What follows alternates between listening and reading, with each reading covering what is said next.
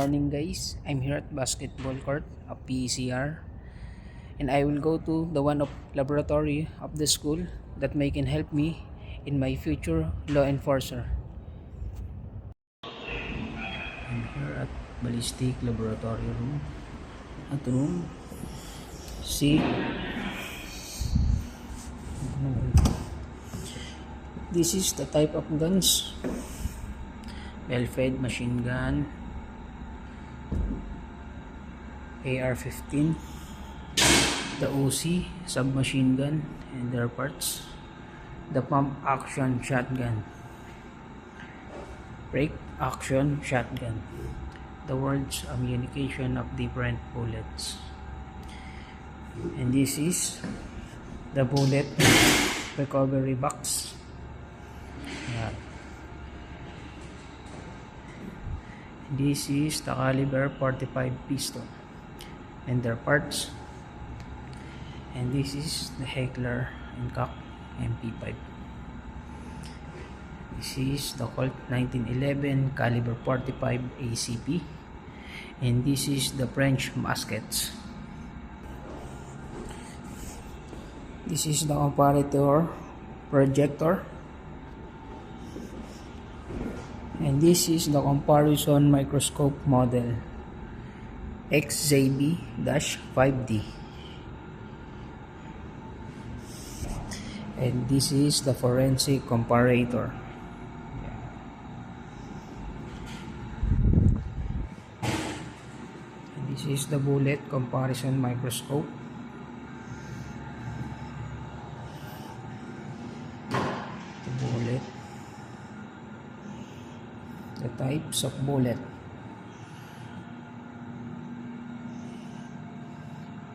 I think this is the Canon bullet. This is the vintage binocular comparison microscope, that the paraffin wax activity, the precision loading scale, the double beam balance, and the physical balance. This is the stereoscopic microscope, the microscope projector,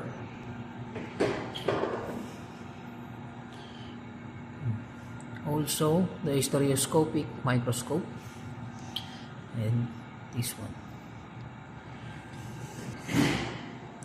And this is the laboratory safety rules.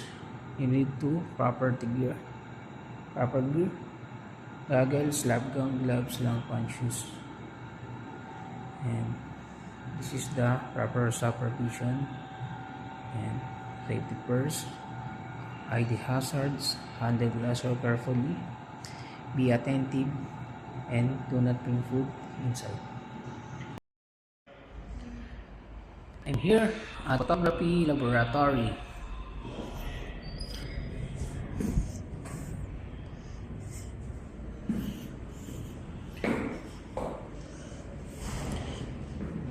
This is the sample of crime scene.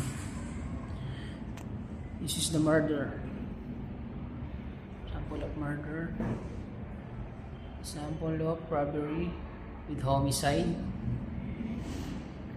Rape with homicide. The parasite.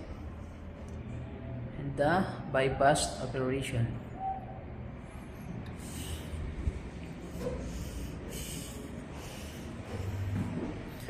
This is the robbery also with homicide. Rape with homicide case. Rape with homicide. The murder case. And this also are example of the crime scene. Yeah.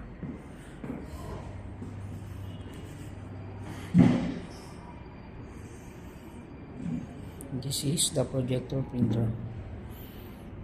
Yeah. And this is the example of camera that used in the crime scene.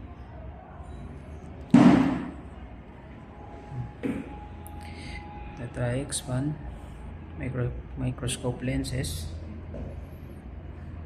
black and white film, and larger bulb.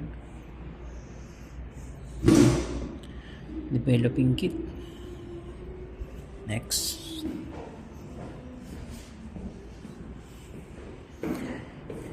is the red room bulb, developing tray, and the lenses. This is the holder, easel board, chemical containers, the container frame, and larger developing tank, and the developing reel.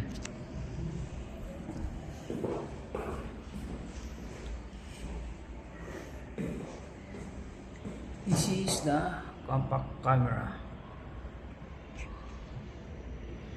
Yeah, compact camera and larger head.